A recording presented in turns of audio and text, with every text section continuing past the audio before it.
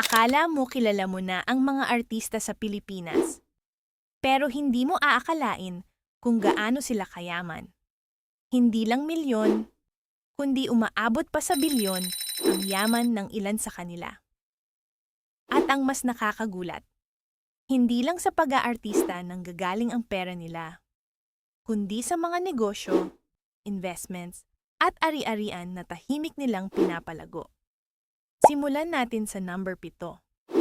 Si Catherine Bernardo. Sa murang edad, isa na siya sa pinaka-successful na artista sa bansa. Ang kanyang net worth ay tinatayang nasa 200 hanggang 300 milyong piso.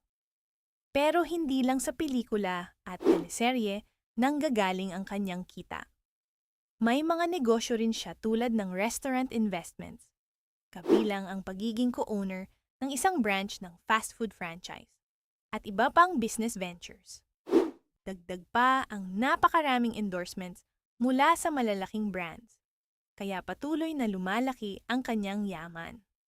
Sa number 6, si Daniel Padilla.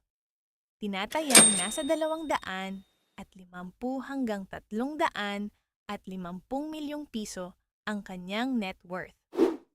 Bukod sa pagiging aktor at singer, kumikita rin siya sa concerts, brand endorsements, at investments sa properties.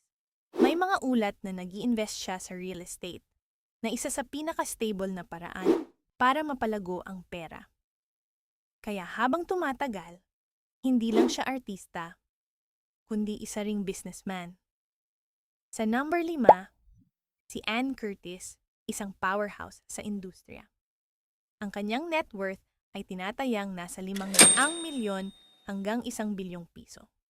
Bukod sa hosting at acting, mayroon siyang sariling negosyo tulad ng beauty brand na BLK Cosmetics na patuloy na lumalago.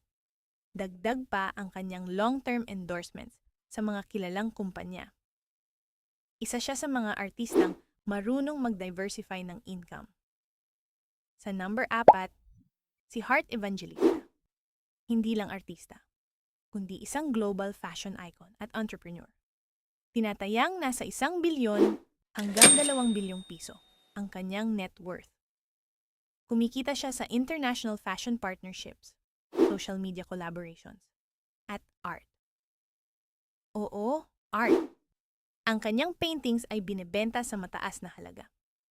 Bukod pa dito, may investments din siya sa properties at luxury items na tumataas ang value over time. Sa number 3, si Vice Ganda. Dito na nagiging mas seryoso ang usapan. Mula sa pagiging comedian, naging isa siya sa pinakamalaking pangalan sa showbiz. Ang kanyang net worth ay tinatayang nasa 1 hanggang 2 bilyong piso. Pero hindi lang sa hosting at movies nanggagaling ang kita niya. May sarili rin siyang negosyo, kabilang ang Vice Cosmetics na patok sa masa. Dagdag pa ang sold-out concerts, TV appearances at endorsements. Isa siya sa mga artistang marunong gawing negosyo ang kanyang pangalan. Pero teka, mas lalo pang lalaki ang numbers. Sa number 2, si Willie Revillame. Isa sa pinakatahimik pero pinakayaman sa industriya. Tinatayang nasa 3 hanggang 5 bilyong piso ang kanyang net worth. Kilala siya sa kanyang mga luxury cars, mansions, at lifestyle. Pero ang hindi alam ng marami, malaki ang kita niya sa investments at negosyo sa labas ng showbiz. May mga properties at business ventures siya na patuloy na kumikita kahit wala siya sa TV. Kaya naman nananatili siyang isa sa pinakamayamang personalidad sa bansa. At ngayon, dumako na tayo sa pinakahinihintay. Number 1, si Manny Pacquiao. Mula sa simpleng buhay, naging isa sa pinakamayamang atleta sa buong mundo. Ang kanyang net worth ay tinatayang umaabot sa mahigit 10 bilyong piso o higit pa. Sa boxing pa lang, kumita na siya ng bilyon-bilyon mula sa laban at pay-per-view. Pero, hindi doon natapos ang kanyang journey. Mayroon siyang mga negosyo tulad ng real estate developments, gas stations, restaurants, at iba pang investments. May sarili rin siyang production company at iba't ibang business partnerships. Dagdag pa ang kanyang political career na nagbigay din sa kanya ng mas malawak na influence.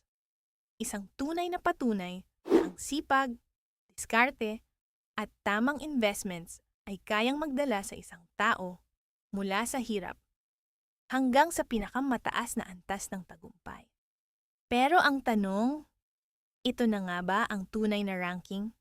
O may mga celebrity pa na mas mayaman, pero mas pinipiling manahimik? I-comment mo kung sino ang tingin mong dapat mapasama sa listahang ito. Dahil sa mundo ng showbiz, hindi lang kasikatan ang tunay na sukatan ng tagumpay, kundi kung paano mo pinapalago ang perang kinikita mo, kahit wala ng kamera na nakatutok sa'yo. Subscribe para sa mga susunod na ulat at chismis. Click sana.